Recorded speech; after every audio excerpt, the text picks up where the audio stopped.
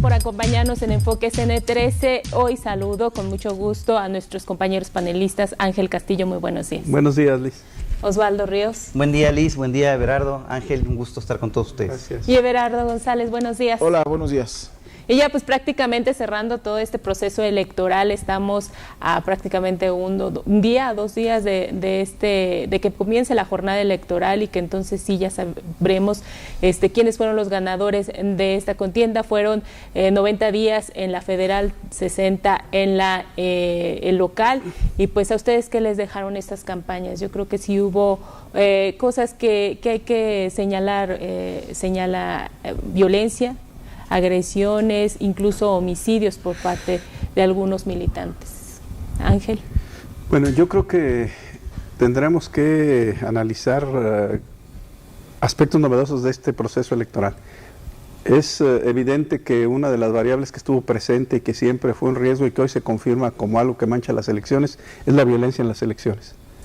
Se contabilizan casi 130 actos de violencia, de los cuales derivaron 48 candidatos asesinados. Todavía hace unos días hubo por ahí en Michoacán un candidato muerto. Y aquí en San Luis Potosí no fuimos la excepción. Creo que yo diría que el crimen organizado está votando anticipadamente, diciendo quién debe ser candidato y quién no debe ser candidato. Aunque resalta también la actitud de la autoridad responsable de garantizar la seguridad de las elecciones como una función de Estado, que es en este caso el gobierno estatal y federal, pero más el gobierno estatal, de negar esta realidad y decir que esta elección es una fiesta de la democracia, cuando todavía ayer y antier hubo incidentes vinculados a la violencia en las elecciones. El más dramático, el que ocurrió en Vanegas, en el altiplano norte, con la muerte, asesinato previo al acto de cierre de campaña de un coordinador de la campaña de la candidata del PAN ahí en Vanegas. Esto sumado a lo que ocurrió en Ciudad Fernández con la quema de la camioneta del candidato del Verde Ecologista, con el asesinato también del activista del PRI en Valles, Pablo Vázquez, con el incidente que hubo en San Martín de casi enfrentamiento a balazos de militantes del PRD y del PAN, junto con aquel asesinato del que era precandidato del PAN para Tampamolón. Creo que nos dice muy claro que esta variable de la violencia en las elecciones estuvo presente y está presente. Qué bueno que enumeras esto, Ángel. Les presentamos una nota acerca de pues todo lo que pasó dentro del proceso electoral y sobre todo los actos de violencia. Nos la preparó nuestro compañero Asdrúbal Vélez. Quieren vamos a verla y ahorita regresamos.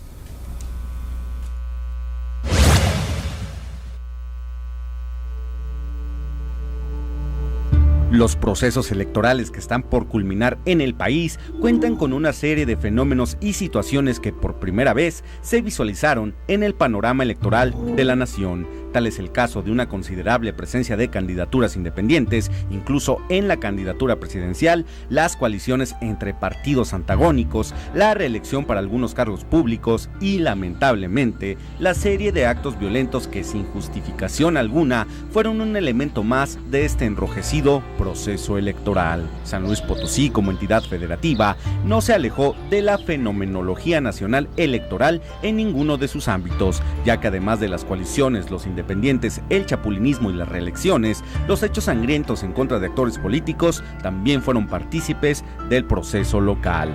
Cabe recordar que en la entidad son varios los hechos violentos que a lo largo de la extensión geográfica se presentaron y que cobraron la vida de al menos 3 personas involucradas directamente con algún candidato o partido político.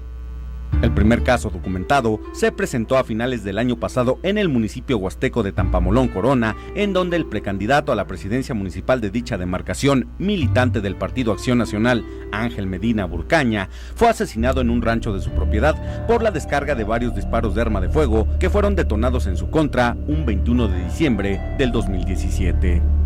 El segundo caso se presentó la noche del 15 de junio en el municipio de Ciudad Valles, donde Pablo Vázquez, exdirector de la Dirección de Espectáculos del Ayuntamiento y colaborador de la campaña del candidato a la alcaldía por el Partido Revolucionario Institucional, fue ejecutado por hombres armados en pleno centro del municipio huasteco cuando se encontraba en un puesto de comida.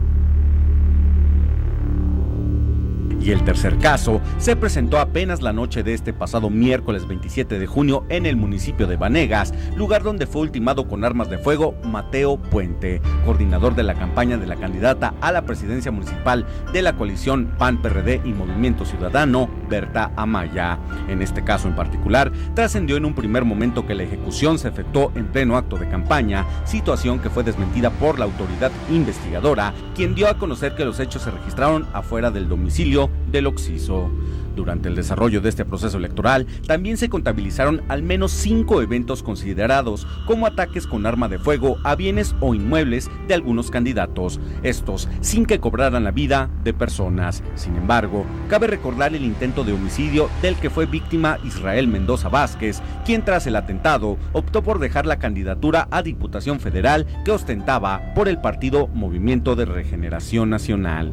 La serie de actos violentos que se presentaron en la mayoría de los estados de la República deja a este proceso electoral aún inconcluso con un violento saldo rojo, cifras y datos que quedarán para la historia de la cual San Luis Potosí no queda exenta. Asdrúbal Vélez, CN13 Noticias.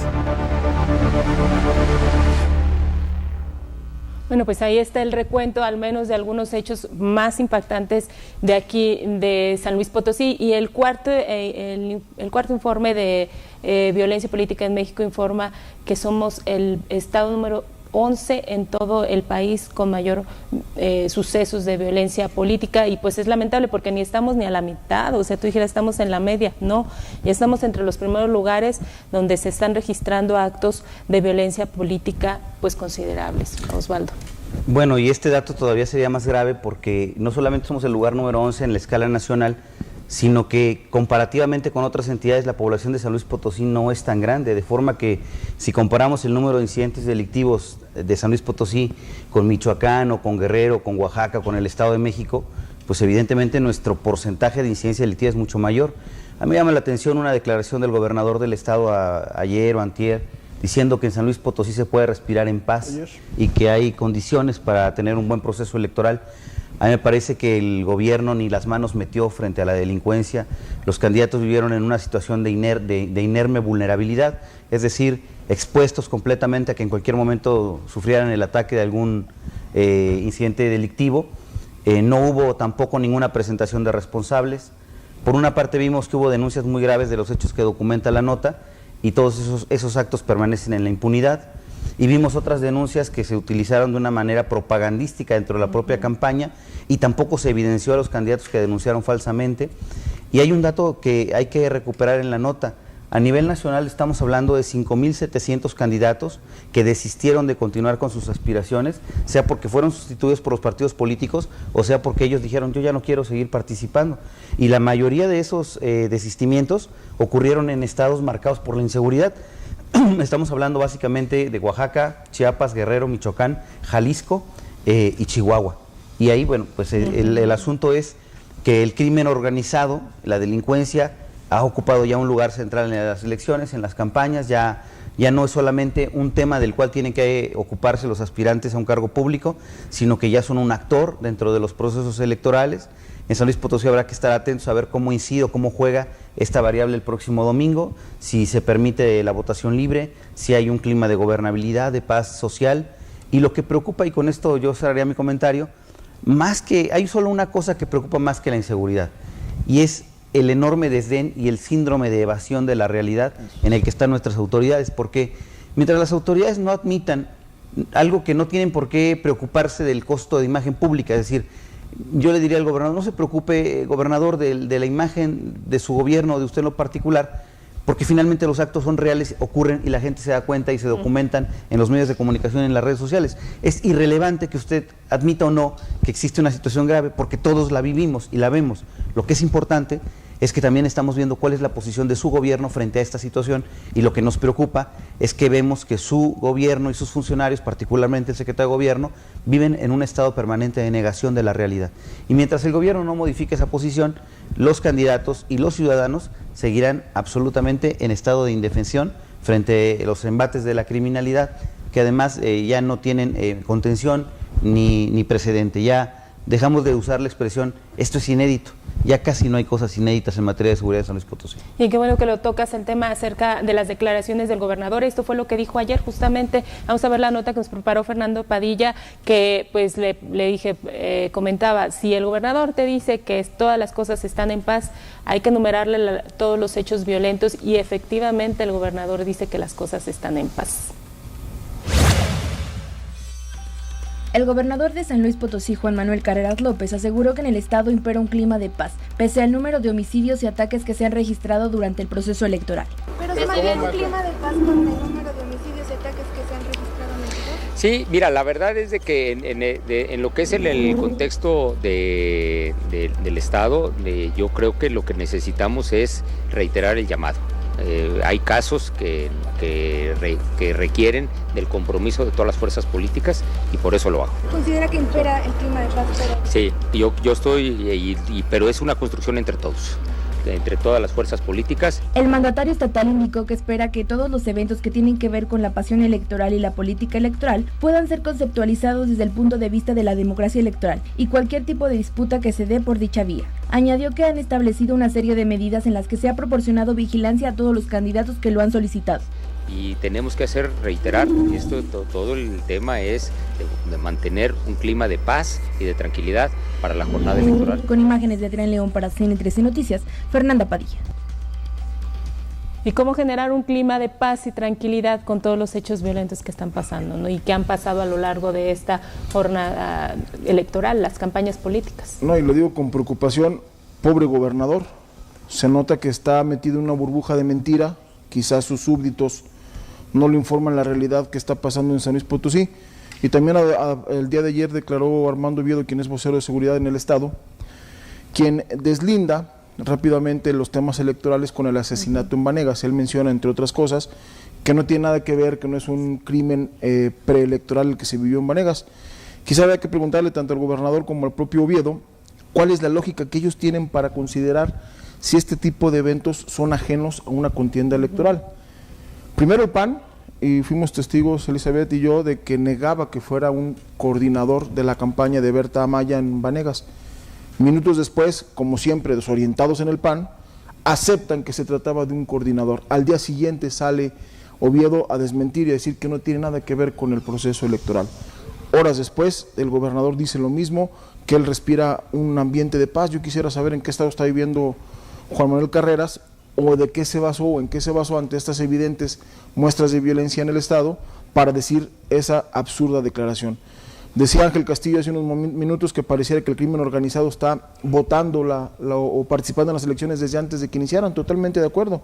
Yo le agregaría un poquito de su comentario que más bien están aprovechando el crimen organizado, la desorganización que tiene el Estado y la bola de mentiras que se vive en San Luis Potosí, porque muchos potosinos vivimos, me incluyo, con miedo. Ángel. Quiero destacar que en este clima de violencia política hay una gran ausencia institucional de la Fiscalía, Claro. tanto de la Fiscalía General del Estado como del fiscal para asuntos electorales. Quienes se han convertido en voceros para dar su propia versión han sido personas de la Secretaría General de Gobierno, el secretario general en particular, quienes se adelantan a los hechos y descartan líneas de investigación. Si son personas que están vinculadas a un candidato o al equipo de un candidato, una línea de investigación que no debe desecharse a priori, simplemente porque es la percepción que ellos tienen, debe ser que hay algún vínculo con una acción de intimidación del crimen organizado.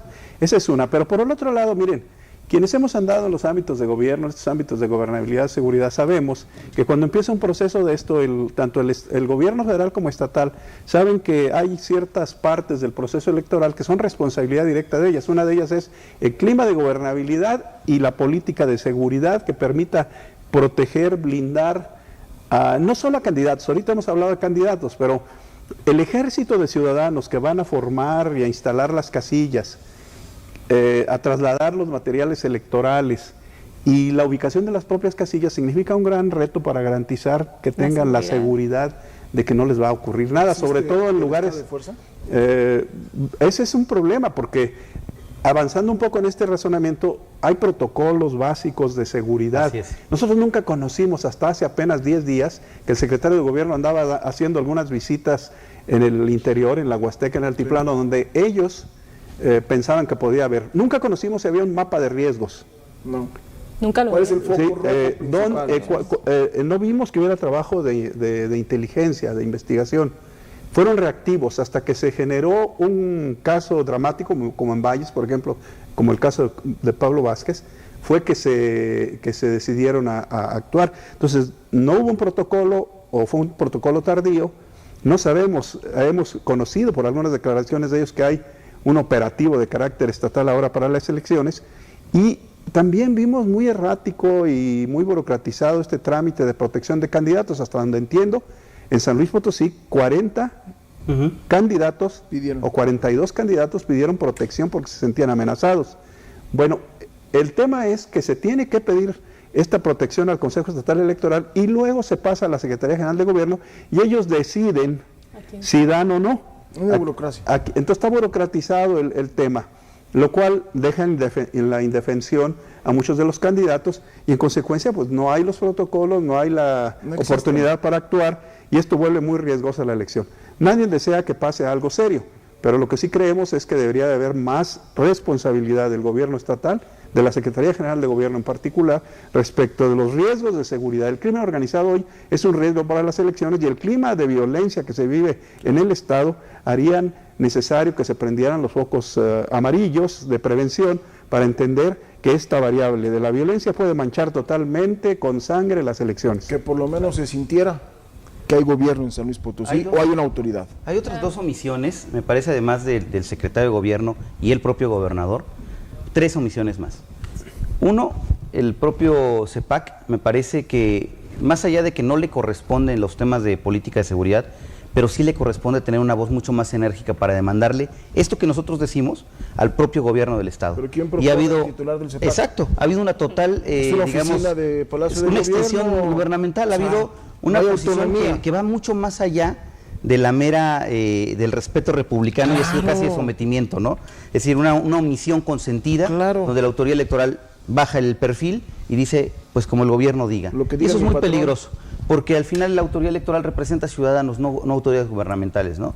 Y esa es una primera omisión que me parece ahí hay que subrayarla, porque ahí sí hay una carga de responsabilidad que aunque no le toca, ha sido pasiva en exigir que se cumpla. La otra es que tenemos una delegación federal de la Secretaría de Gobernación en San Luis, y yo vi una declaración el día de antier, hasta donde ubico, y qué gusto saber quién ocupa la oficina.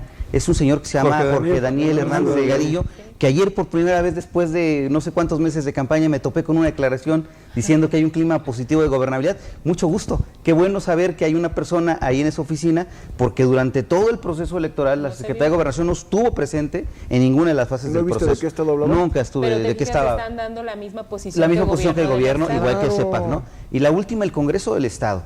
Vamos diciendo una cosa, además de los diputados que ahora están envueltos y estas notas nacionales y tal, hay un tema que hay muy grave. Tendrían los diputados, hoy es el cierre del periodo ordinario de sesiones, hoy concluye la actividad legislativa, este Congreso ya se acaba hoy. Si hay actividad habrá de forma extraordinaria ahí a mediados de julio y se acabó el tema, en septiembre entran los nuevos diputados. Este Congreso tendría, me parece, que haber sacado hoy la nueva ley orgánica de la Fiscalía General, donde se precisaran los alcances de trabajo de la Fiscalía Electoral y de la Fiscalía Anticorrupción. Bueno, no viene hoy en los asuntos del día, el tema de la ley orgánica es un desdén, una displicencia, no lo mandaron no les importa. Claro, no lo mandaron del Palacio. No lo mandó, lo mandaron tarde, y cuando lo mandan tarde nadie subraya la omisión y el desdén del gobierno del Estado. Encuentras Héctor Mendizábal declarando lo mismo que la misma línea que dicta el gobierno del Estado. Es parte de lo mismo, digamos, ahí es una extensión del gobierno. Una comparsa nada más. Totalmente de acuerdo, pero entonces estamos hablando de un gobierno evasivo, negado a la realidad. Un Congreso sometido, silencioso, digamos, y además negligente. Un gobierno federal desaparecido totalmente. Y un CEPAC dócil, por decirle de una manera muy respetuosa a la autoridad electoral, doméstico, ¿no? Entonces dices, bueno, con ese clima, aquí el único que ha sentado sus reales y ha dicho agenda y ha dictado el tema es el propio clima de violencia y de inseguridad, que yo preguntaría, y con esto que terminaría, decía Ángel, 40 candidatos han solicitado protección. Yo le preguntaría al gobierno, ¿no deberían tenerla todos los actores que participan en un proceso, esas garantías de que no les va a pasar nada y que no por participar políticamente ponen en peligro su vida o su patrimonio? Porque al final, los candidatos la libras, muy bien, no hay incidentes graves, pero las personas que llevan los paquetes electorales y los que trasladan las actas, los que están contando los votos y los que van a abrir la casilla allá en un municipio de una comunidad de Huichihuayán y la gente que va a poner afuera de Vanegas la casilla, etcétera, ¿cómo le van a garantizar a esas personas o acaso su vida vale menos que la de un candidato? Me parece que no deberíamos de entrar a discutir la calidad de ciudadanía a partir de quién merece más protección del Estado, sino que el gobierno tendría que garantizar que ninguna persona, por salir a votar o por querer ser votado, puede poner en peligro su vida frente a los embates de la criminalidad. Regresamos a Enfoque CN13 y estábamos hablando acerca del papel que pues, lamentablemente no supieron ejercer las diferentes autoridades encargadas de llevar a cabo este proceso electoral. Comentabas, Osvaldo, pues negligentes, algunos ni siquiera se les vio durante todo el proceso, algunos muy pasivos, pero pues con todo esto, ¿qué se espera? Para ahora ya se llegan las elecciones próximo domingo. ¿Y qué espera el gobierno del Estado? ¿Qué esperamos los potosinos con respecto a toda esta situación que se está dando? Bueno, primero yo quiero puntualizar que aunque es gobierno del Estado, eso no quiere decir que sea neutral políticamente. El gobierno del Estado tiene el sello del partido gobernante, que es el PRI. Entonces la pregunta sería, desde la perspectiva del gobierno del Estado asociado a los compromisos que tiene con los candidatos del PRI, ¿qué podemos esperar? Y lo que yo veo es que huele a derrota, que huele a una catástrofe para se le complica al gobernador. Hay encuestas que revelan que en San Luis Potosí puede perder José Antonio Meade, y que también a nivel de diputaciones federales el PRI con sus alianzas no está en la mejor posición.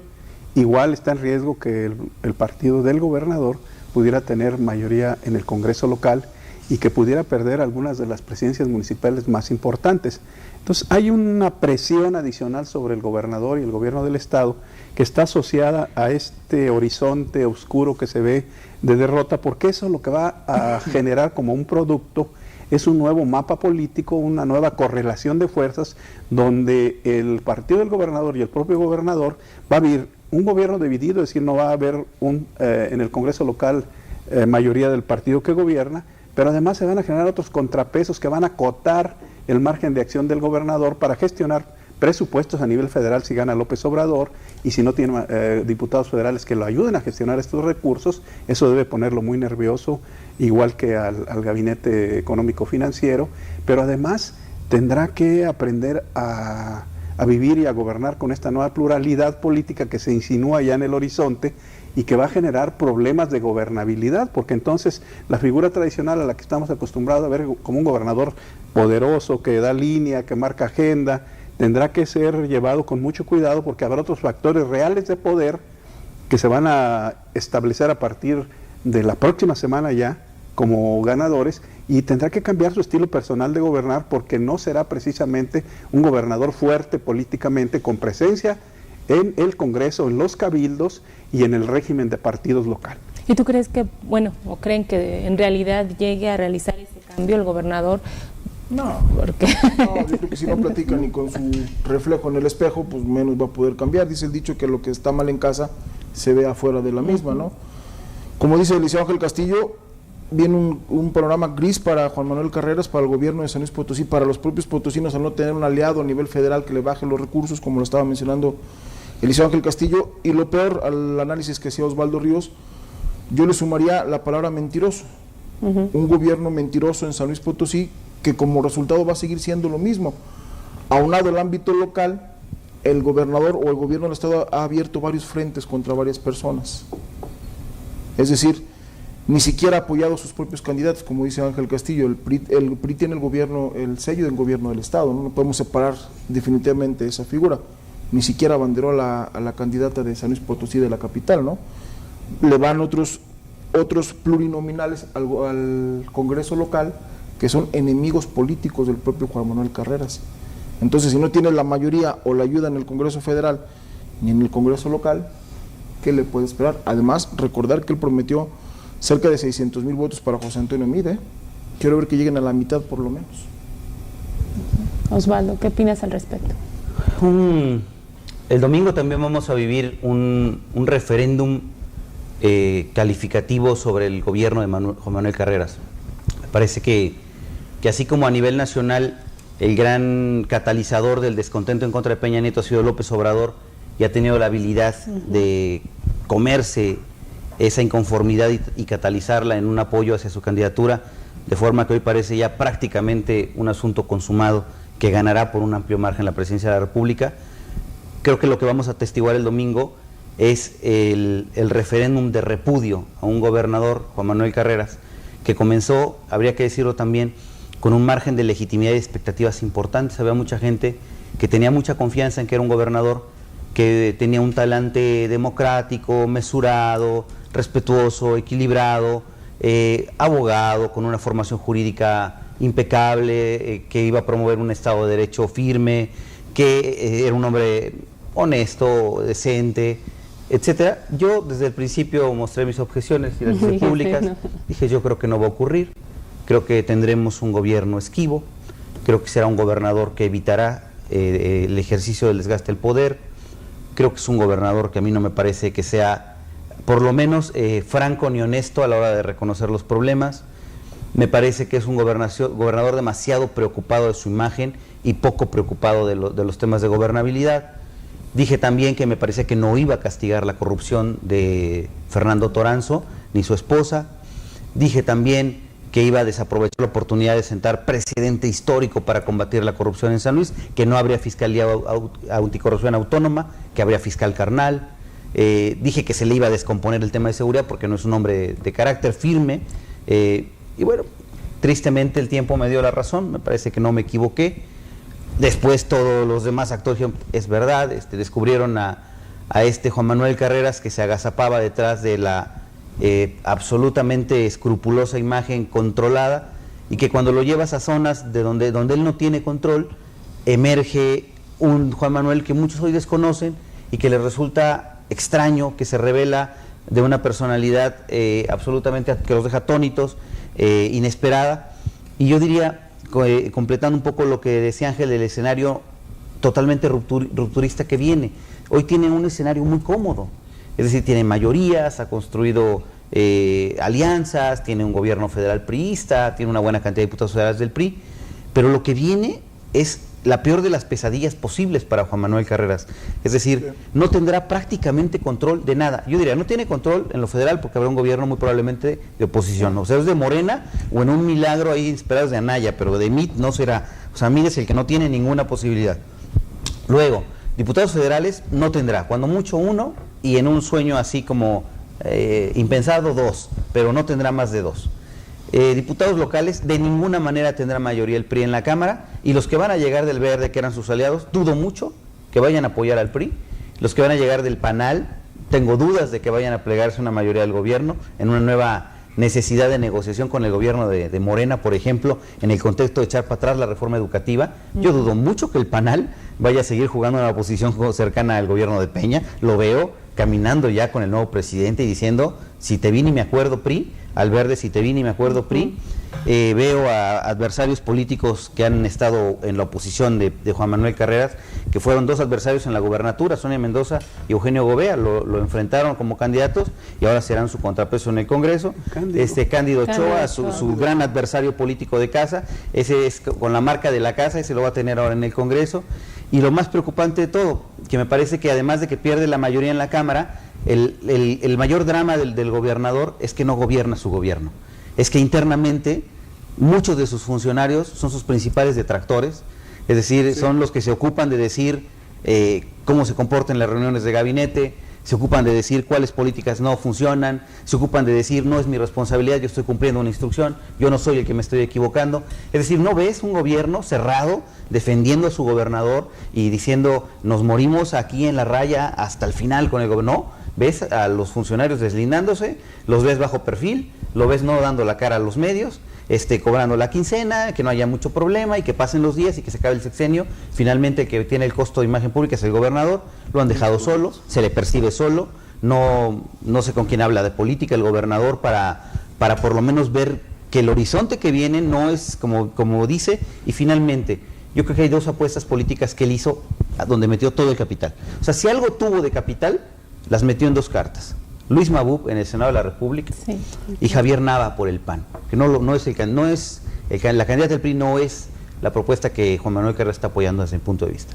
Y estas dos cartas, ahí jugó todo su capital. Veremos el domingo si el gobernador, al hacerle al Maquiavelo de Petatiux, acertó o se equivocó, metiéndoles un no priista en el PRI, con un repudio generalizado, y metiéndoles un priista disfrazado en el PAN, pretendiéndolo pasar como candidato opositor, a ver si la gente le compró ese garlito. Yo dudo mucho, y finalmente si ni ahí logra tener un resultado positivo, el saldo general del gobernador será de rotundo rechazo a una gestión que nació con expectativas muy altas y que hoy está colapsado, absolutamente políticamente. Pues completamente derrotado, era lo que decíamos, ¿no, Ángel? Y lamentable. ¿no? O sea, es preocupante el panorama que se ve ante esto, tomando y preocupante en cuenta para el Estado, para el ¿no? Estado, para las los ayudas. potosinos, no tanto a lo mejor para el gobernador ni para el partido político que ante representa, sino a nosotros como potosinos. ¿Qué tanto nos va a afectar esto? Estas relaciones que va a tener a nivel nacional y a nivel local. Un gobernador apestado. Si este escenario se confirma, lo que vamos a ver es un debilitamiento de las instituciones, y en ellas meto a la institución llamada gobernador y poder ejecutivo, y eso tendrá repercusiones en la calidad de la gobernabilidad y abre el espacio, abre la posibilidad de que se sigan deteriorando algunos indicadores. El más grave, y creo yo que tiene harto y con miedo, es el de la inseguridad. Probablemente siga avanzando en la parte económica que lleva su propia inercia, pero todos los otros elementos que se valoran para hablar de si hay una buena gobernabilidad, como es la división de poderes, como es el clima de seguridad, como es la rendición de cuentas, que está asociada al combate a la corrupción, todos esos factores se van a debilitar y vamos a ver un gobierno y un gobernador atrincherado a la defensiva, y emergerán seguramente otros poderes de facto, otros poderes reales que estarán dictando la agenda pública. Los intereses de esos poderes de facto no sabemos si tienen toda la legitimidad, porque no son los intereses de las instituciones.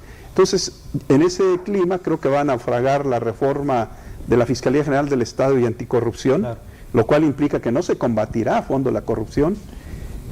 Hay un gran emplazamiento a que la calidad del Congreso del Estado cambie. Este Congreso que está por irse realmente se fue al suelo, o desprestigió totalmente la actividad legislativa. Los legisladores que vienen tendrán que hacer un esfuerzo, y lo van a hacer a costillas del gobierno del Estado, porque entonces le van a generar verdaderos contrapesos si quieren legitimarse. Y por otro lado, el Poder Judicial, que poco se asoma, pues también será sujeto de este tipo de presiones.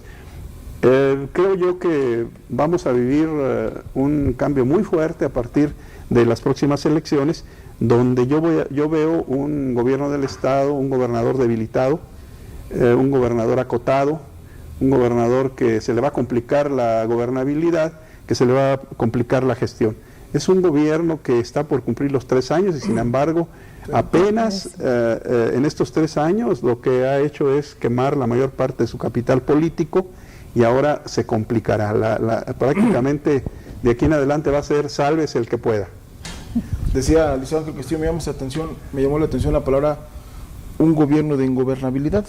¿Así lo dijo? Es un gobierno que va a estar con bajos niveles de gobernabilidad, yo con les una mala gobernabilidad. Ante estos escenarios de violencia preelectoral y lo que ha vivido de violencia el Estado en estos 3 años, ¿ustedes han visto gobernabilidad acaso? Pues, digamos que... es que, a ver, me parece que si por gobernabilidad entendemos ausencia de conflicto, sí ha habido ausencia de conflicto, pero eso no significa que haya habido exactamente direccionalidad con la calidad del gobierno y la calidad de la democracia. Me parece que eso no ha habido, Pero también yo quisiera decir algo, si me permiten, del otro lado, que viéndolo positivamente, ¿qué podría significar esta coyuntura? Me parece que es la última llamada al gobernador. O sea, me parece que es el último tintineo de la campana, de que si no recambia absolutamente su manera de entender el gobierno, a este escenario que sí es complicado el que tiene, el que vendrá en 3 años con una elección de relevo de gobernador en un contexto de presidente de otro partido, sin mayoría en la Cámara, con un gobierno cuesta abajo, enfrentando un escenario de elecciones en 2021, me parece que hoy lo que él tendría que estar pensando es cómo genero un escenario de transición política hacia 2021. ¿Qué tendría que hacer como gobernador del estado para reencauzar esto que se ve absolutamente descompuesto para algo que sea medianamente gobernable, medianamente dirigido, con pactos elementales, con una agenda programática? Yo lo que haría sería definir una agenda de prioridades políticas, lo que haría sería reconducir el gobierno completamente a esas finalidades, lo que haría sería cambiar de conducta y actitudes y bueno, vamos abriéndonos a admitir cuáles son los problemas, vamos a enfrentarlos de otra manera, convoquemos a las fuerzas políticas a que pongamos los asuntos de San Luis Potosí por encima de las agendas de partido, y los funcionarios que no están dando resultados se tienen que ir a su casa, traigamos gente que pueda recomponer la política pública en algunos temas, construir nuevas alianzas en el Parlamento, construir nuevas alianzas con los partidos y decir, bueno, es mi última oportunidad de entregar un San Luis Potosí. Si ya no pude, como era mi sueño al principio cuando tomé protesta, al menos un San Luis Potosí con márgenes mínimos de calidad democrática y de gobernabilidad. Yo creo que es la última oportunidad que tiene el gobernador de aquí a diciembre de este año para replantearse completamente el esquema de gobierno. Si no lo hace, si persiste en esta actitud de hablar siempre con las mismas personas, de que lo decía una burbuja, que le diga que todo está bien, negar la realidad, pues el resultado es muy previsible y creo que será un desacierto mayúsculo. Dios me dé vida para ver lo que tú estás diciendo. Yo creo que no va a pasar. Dios me dé vida. Yo la verdad tampoco creo que vaya a pasar. La verdad el gobernador sí no le veo con esa capacidad para hacer esos cambios, o al menos no los quiere hacer. Los pleitos pequeños no los arreglan. Ajá, y cuánto tenemos, aparte cuánto tiempo tenemos y los cambios que ha hecho en el gabinete, cuántos han sido, ¿no? Cuando en muchas áreas, en muchas dependencias se les están exigiendo a los funcionarios que pues prácticamente ahí ya no funciona. Pero si no es ahora, no será nunca. Si no es ahora, no fue nunca. Ni modo. Bueno, vamos a una pausa y regresamos aquí en Enfoques N13.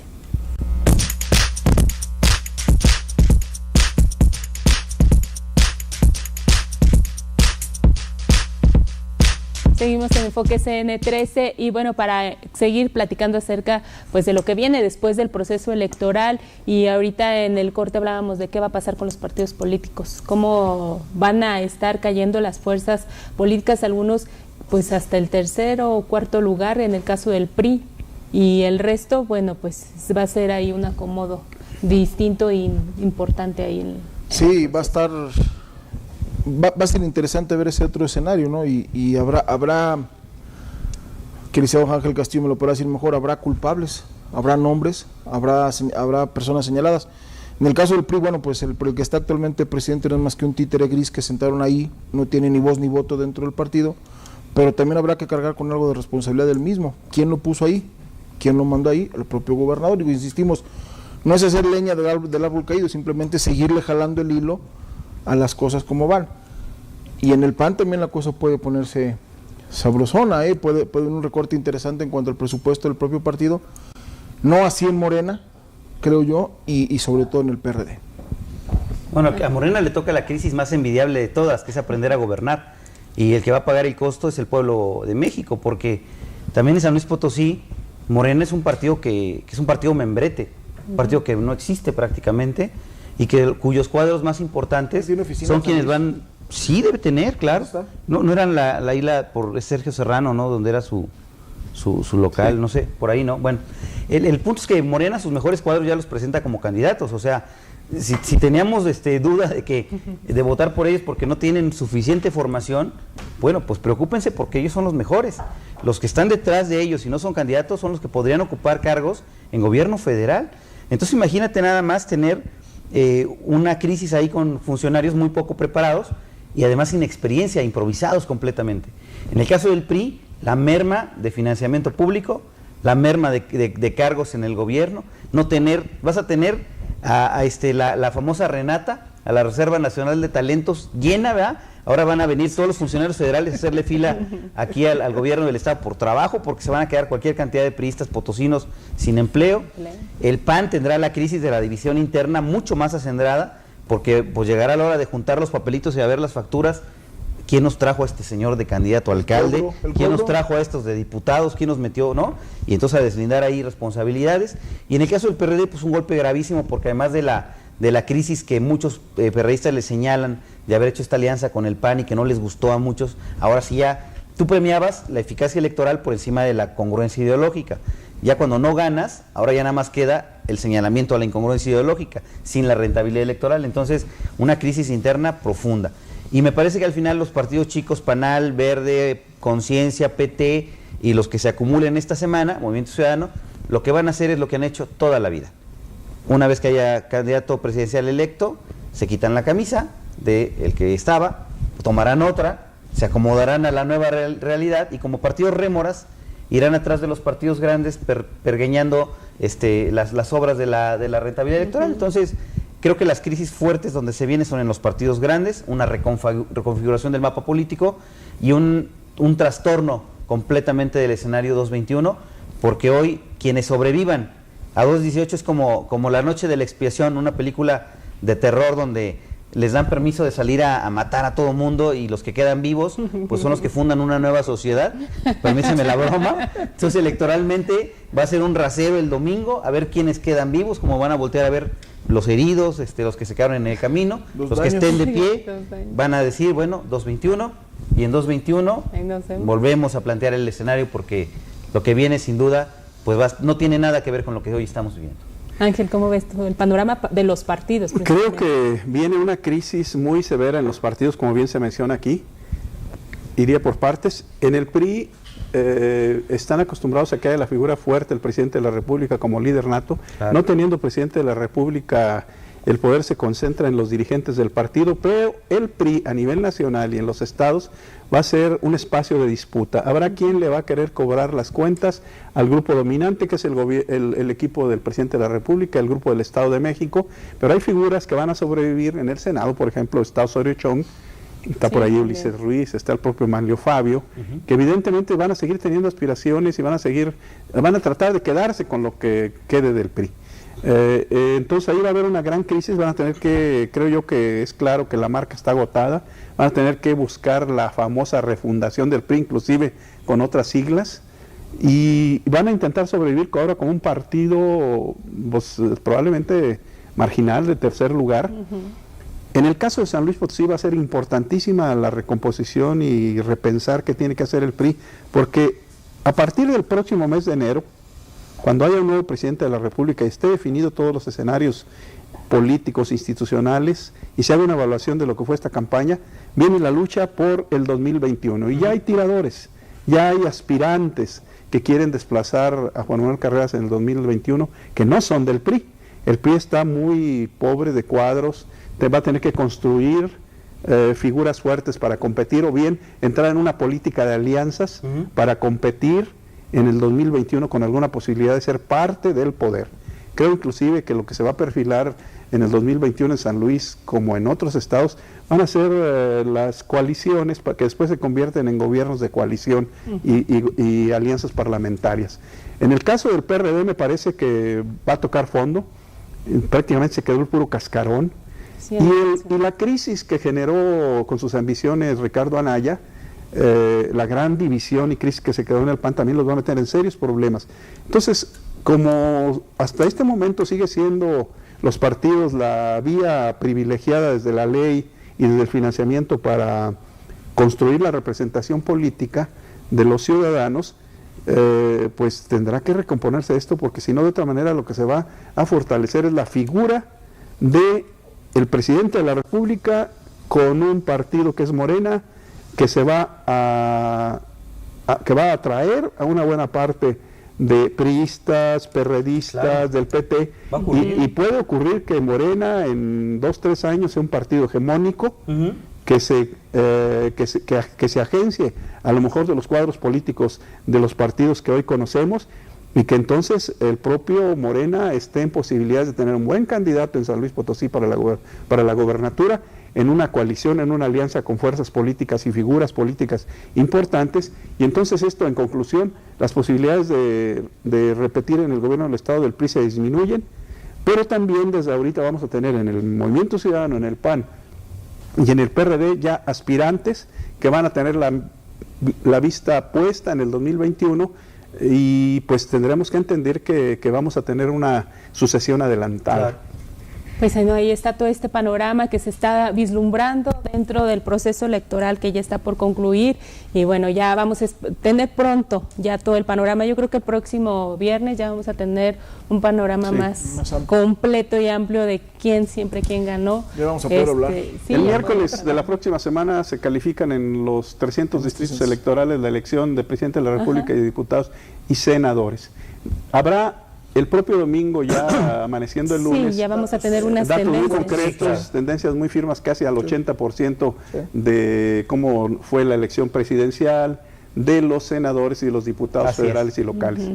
Probablemente los municipales haya por ahí todavía falta de información, pero creo que la próxima semana está definido el nuevo mapa político del país y del Estado. Y va a ser interesante analizarlo en esta mesa de Enfoque CN13. Por lo pronto vamos a un spot que tenemos preparado, porque Enfoque CN13, y bueno, más bien CN13, se une con diferentes medios de comunicación local para llevarle a cabo todo el proceso, para irle mostrando minuto a minuto lo que está ocurriendo en la jornada electoral. Esto es más o menos lo que vamos a tener el próximo domingo, varios medios de comunicación. Este domingo 1 de julio, por primera vez realizamos la cobertura especial de las elecciones 2018, convocando a los principales medios de San Luis Potosí: Agencia de Noticias, Cable RV, CN13, Close Up, Código San Luis, La Orquesta, La Voz, One Click, Realidad San Luis y Televalles. Destino 2018, Alianza Informativa. Cada hora, cortes informativos, análisis, comentarios y lo más relevante de la jornada electoral. Alianza Informativa. La cobertura total de las elecciones 2018. Este domingo 1 de julio. Alianza Informativa. Bueno, ahí está, para que no se pierdan esta cobertura informativa. Everardo, también uno de tus medios. Sí, a través de estas plataformas que ya se mencionaron en el spot, a través también de CN13 Noticias, en las diferentes redes sociales de los medios que estamos participando, la verdad de lo que pasa minuto a minuto en este proceso electoral, aclarando, Liz, compañeros, que no hay ningún compromiso. El único compromiso que tenemos en estos medios y en esta alianza es con la verdad, para que usted esté perfectamente informado. Vamos a tener enlaces en todos los puntos del estado, vamos a tener en Matehuala, Río Verde, Ciudad Valles, Tamazunchale, y aparte ampliamos esta cobertura a nivel nacional. Vamos a tratar de tener también enlaces con corresponsales de los estados, donde también se van a estar generando elecciones locales para elegir gobernador. Entonces va a ser una cobertura muy amplia que estamos preparando todos los medios de comunicación, y más aparte de esto se están agregando un poco más. Ya se agrega Momento, ya se agrega Hogarrio, ya se agregan otros medios de comunicación que se están sumando a este esfuerzo de mantener informada a la población potosina de lo que va a pasar en la jornada electoral. Yo les agradezco mucho que hayan estado con nosotros este viernes, pero también quiero invitarlos a ver si el lunes nos acompañan a desmañanarnos temprano para empezar a ver cómo está amaneciendo este proceso electoral, cómo terminaron prácticamente las elecciones y las tendencias que ya se estarán generando en el PREP. Claro. Ángel, muchas gracias por venir. Gracias a ti, gracias, compañeros. Osvaldo. Gracias, con gusto, nos vemos por aquí el lunes. Y Everardo. Buen fin de semana para todos. Pues nosotros nos vamos. Recuerde, el lunes estaremos nuevamente en la mesa de Enfoque CN13 analizando todo el proceso electoral, y aparte ya empezando a conocer cómo se están manejando ya los números en el PREP, que estarán corriendo a partir de las 8 de la noche del 1 de julio. Nosotros nos vemos aquí el lunes. Muchas gracias. Buen fin de semana.